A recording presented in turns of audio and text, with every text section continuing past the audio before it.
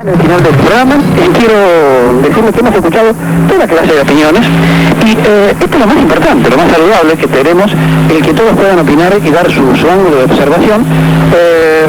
Desde el primero que fue Vicente cuando dijo que Ibarra le llegaba el castigo de Dios por ser permitir casamiento entre hombres, etcétera, etcétera, y por decir que Dios no existía, por no creer en Dios, hasta Antonio que piensa que la factura puede tener que ver con alguno ultramontano del catolicismo, ¿no? Todo tiene un encuadre y una explicación, y yo les digo con toda sinceridad, a veces me cautiva la opinión de la gente porque uno va haciendo su propia análisis y su propia proyección. Cada uno de nosotros es según y conforme hemos sido educados y hemos querido aprender o hemos querido comprometernos en nuestra propia vida. Lo más importante de todo es que cada uno pensemos que la verdad no la tenemos, sino que somos propietarios de una cuota de esa verdad. El resto es absolutamente relativo. Y aquí sí vale la pena hacer filosofía, de preguntarnos un poco para qué estamos, ¿no?, en esta vida. Si uno se sintiera omnipotente en la idea y creyendo que todo lo demás no sirve y sirve lo que uno piensa, el absolutismo del pensamiento lo puede llevar a complicarse, es decir, a ni siquiera gozar de los momentos de verdadero acierto que uno puede tener en su verdad relativa. Ustedes saben cómo yo pienso, porque nunca lo he ocultado, saben mi club de fútbol, saben todo. Es decir, yo tengo la suerte de que ustedes sepan quién está de este lado. Entonces me conocen. Ahora, yo no los conozco a ustedes, yo acepto cada uno de ustedes lo que ustedes me dicen. Si me dice que se llama Antonio y no se llama Antonio, a mí no me importa. Él dice que es Antonio, es Antonio. Cada cual utiliza la forma expresiva de identificación que cada uno quiere. Esa es una desventaja, no los conozco. Es una gran ventaja no conocerlos, porque entonces, más allá de que los trato de conocer por lo que dicen, me voy haciendo la idea, la figura, que todo esto que nosotros hacemos es un tremendo para el crecimiento y el crecimiento. Crecer es un hecho casi natural. Uno nace, se desarrolla, crece y luego se reproduce, y después de reproducirse muere o se transforma. En la vida, como en la vida en el mundo animal, todo tiene un ciclo. Este ciclo tiene momentos de euforia, momentos de tristeza. La felicidad completa no existe, es un pequeño ratito, por eso hay que tratar de aprovecharla y de vivirla. Y entonces, frente a todo esto, está la gloria y está el ocaso. Lo que sí me parece que podemos sacar como reflexión final es que el poder no es eterno. Nadie tiene poder para toda la vida. Y digo esto para que los funcionarios en todas las áreas de los gobiernos nacionales, provinciales, municipales, piensen que no siempre van a tener el poder y que alguna vez pueden ser reos a pesar de sentirse omnipotente cuando ejercen ese poder. Y que esto es lo más importante de esta democracia capitalista y liberal decadente, pero que mantiene por lo menos esta esperanza de que el poder no es permanente. O por lo menos creemos eso, que el poder no es permanente. Toda clase de poder se sostiene por la fuerza. Nadie logra el poder porque el otro viene con una concesión gratuita y le dice, te dejo mi poder para que vos te hagas cargo, ¿no? Entonces, todo lo que aquí está en juego no es una responsabilidad, simplemente, sino que es la cuota de poder que da, alguien dijo hoy muy temprano, una de las cajas más importantes que tiene el país, que es la ciudad de Buenos Aires. Después de la provincia, debe ser la caja más grande que tiene la República, en cuanto a presupuesto, a movimiento y demás. Detrás de esa caja hay muchos, algunos conocidos y otros muy desconocidos, algunos agazapados y otros frontales. Ibarra, que es un producto de una sociedad porteña muy especial, una sociedad porteña que ha tenido rasgos dignos de ser analizados alguna vez en sus votaciones, históricamente, ¿no? En plena época de Perón debió modificar las circunscripciones de la capital federal para poderse asegurar su triunfo. Siempre fue distinta la capital al resto del país, a pesar que sus habitantes, no todos, nacieron en la capital, muchos provienen de otras partes. Entonces, es tan atípica que al tener este fallo, este concepto, va a producir algo que hace mucho, pero mucho tiempo no se produce en la República.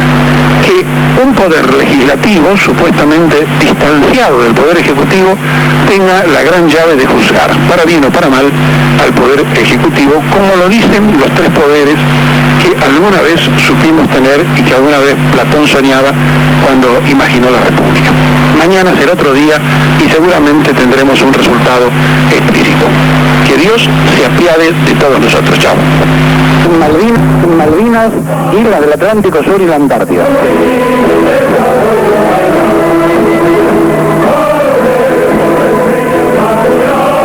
Una Argentina soberana y de cara al futuro requiere que tengamos conciencia del 10 de junio.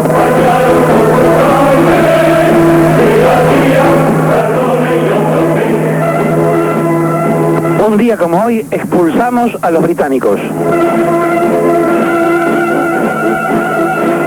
En 1770 el entonces gobernador español ordenó que los expulse de Malvinas.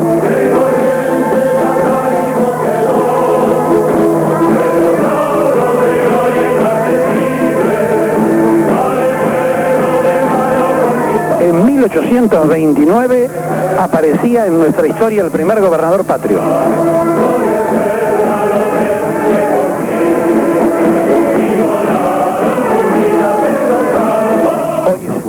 Que Luis Bernet era nombrado embajador en Malvinas como gobernador de ese territorio.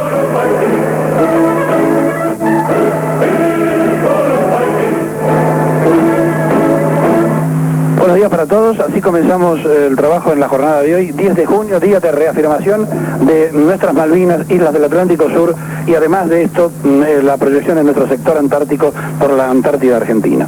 Una carencia de conocimientos geopolíticos, geográficos y hasta históricos hace que los argentinos ni siquiera sepamos hasta dónde llega nuestro territorio. Y estemos convencidos pues que Córdoba es el centro del país cuando en realidad lo es Ushuaia, porque el territorio argentino tiene en lo continental y en lo antártico casi la misma dimensión. Por lo tanto, falta conocimiento, falta información y uno no puede querer lo que no conoce. Y no puede apreciar ni defender lo que no sabe que le pertenece. Por lo tanto, frente a esta situación, se hace imprescindible cambiar todos los modelos educativos de la República y empezar a ingresar en la explicación de qué se trata, porque el mundo que viene, el mundo del futuro, va a requerir de ese sector antártico como reserva de agua dulce y además como meseta que debajo de ese hielo existe, que tiene entre otras riquezas hasta oro y no se descarta que haya uranio. De forma tal que el proyecto argentino tiene que estar cimentado sobre la Antártida y sobre las islas del Atlántico Sur. No es cualquier cosa que los ingleses sigan estando en Malvinas y mucho menos que lo hayan incluido en la Constitución Europea que por suerte se está cayendo. Y frente a esta perspectiva y a la carencia de capacidad informativa que tenemos y a la falta de un programa de estudios adecuados, nosotros exigimos que la población requiera los cambios urgentes en los programas de estudio. Se ignora el bombardeo de Plaza de Mayo, no existen los fusilamientos del 56, no se conocen nuestros derechos en Malvinas, no se sabe de la proyección antártica. ¿Me quieren explicar ustedes cómo se hace para defender lo que no se conoce? ¿Cómo se hace para defender lo que uno no puede querer por falta de conocimiento? Este es el tema planteado en este 10 de junio. Nuestros derechos en Malvinas, el primer gobernador Luis Bernet en territorio malvinero, pero ya antes, aún cuando éramos colonia española, se los había expulsado a los ingleses que andaban por esas latitudes. De forma tal que la reafirmación de nuestros derechos soberanos en Malvinas, en Islas del Atlántico Sur y en la proyección del sector antártico debería ser hoy materia en todas las escuelas y hasta en la universidad. Sin embargo, quizá algún maestro haga una clase alusiva, quizá alguien se acuerde por allí en algún medio de difusión, pero la Argentina está perdida. Y no es la hermanita perdida, es nuestro pueblo perdido por falta de información. Por eso nosotros creemos que esta resistencia cultural que hacemos todas las mañanas tiene que ver con conformar una manera de sentir, de pensar, de respirar, si ustedes me permiten, para frente a esta actitud reconocer de qué se trata. Y por eso cuando mañana, a las 10:30 de la mañana, el general Bendini, en nombre del Ejército Argentino, le rinde homenaje a los fusilados en Campo de Mayo 49 años atrás, se transforma en un hecho histórico, porque el ejército ocultó esto y porque el ejército nunca le rindió a sus camaradas muertos el homenaje. De forma tal que todas estas cosas que nos pasan por la historia, yo ayer recordaba con un grupo de amigos que tanto Perón de presidente, en la última presidencia de Perón, en uno de los desfiles que se realizaron en aquella época, los desfiles se cerraban con la Marcha de la Libertad.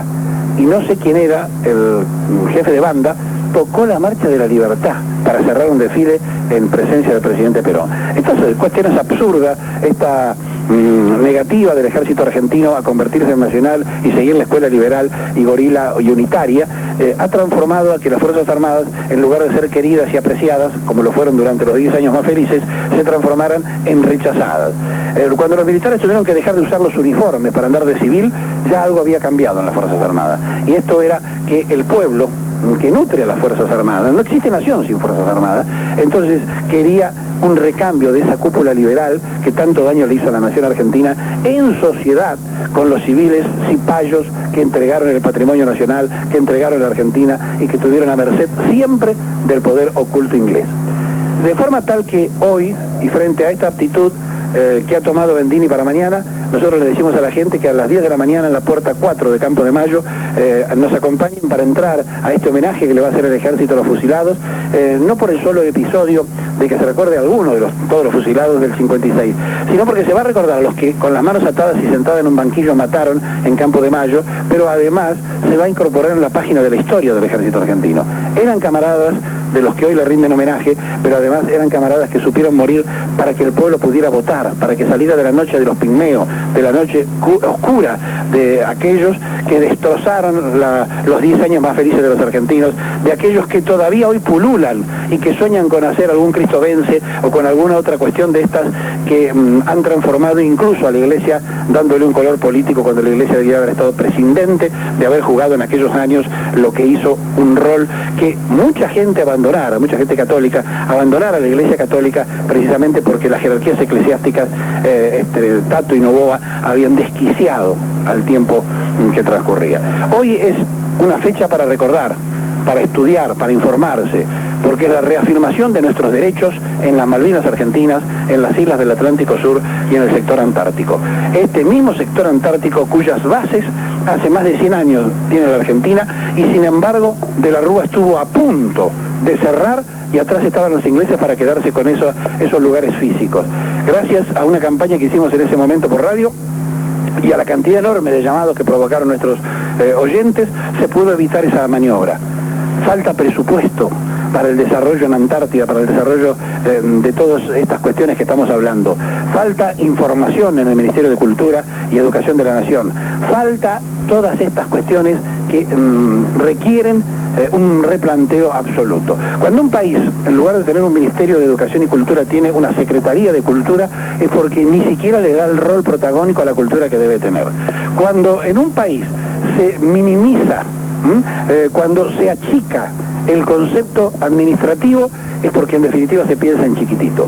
Y a un país no se lo puede proyectar pensando en chico. La nación crece, sueña y se desarrolla cuando tienen pensadores que piensan en grande. Bueno, hoy es nuestro día de reafirmación.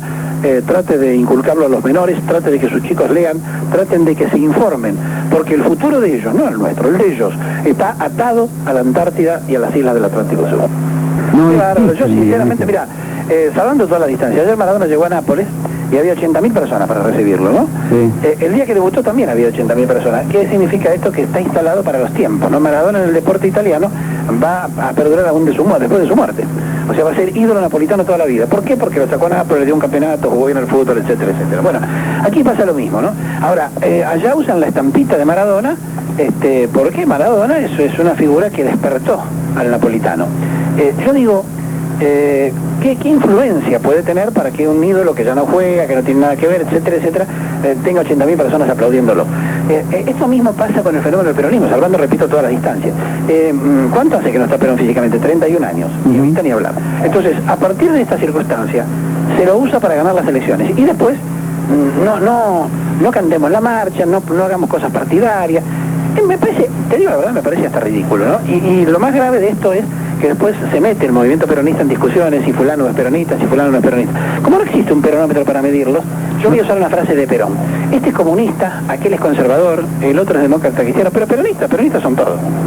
Lo que pasa, Miguel Ángel, que Perón desde la tumba sigue siendo el líder indiscutible de los argentinos, eso no hay ninguna duda, y eso es lo que le molesta a todos los políticos, porque ellos no tienen peso propio como para que los argentinos puedan decir o puedan olvidarse de Juan Domingo Perón. Si no, no existiría. Si la gente hubiera encontrado en su dirigencia política alguien, no digo igual, pero similar a Perón o a Eva Perón, indudablemente serían Perón y Eva Perón parte de la historia, no serían una constante permanente de los argentinos. de cuestiones tan importantes como la de encontrarle un destino económico a un país que tiene de todo y que está asfixiado y ahogado. Y la planificación es una necesidad que tenemos todos. Los argentinos somos los campeones de la improvisación, yo me incluyo en ese campeonato, porque soy argentino. Y porque además en esa improvisación tenemos una gran capacidad. Y entonces lo atamos con alambre y continuamos, pero durante 200 años lo atamos con alambre. Y ya llegó el momento, salvo honrosas excepciones, llegó el momento, decíamos, de empezar a planificar un país para 50 años adelante. Si nosotros imaginamos cuál va a ser la Argentina dentro de 50 años, nos daríamos cuenta que discusiones tan absurdas que hoy tenemos ya no van a existir. Por ejemplo, es trascendente determinar de qué forma se va a viajar. Ustedes piensen que en la capital federal ya no caben los automóviles y por ende está saturado el cordón del Gran Buenos Aires. ¿A alguien se le ocurre planificar dónde se va a estacionar dentro de 10 años? No, seguimos la improvisación.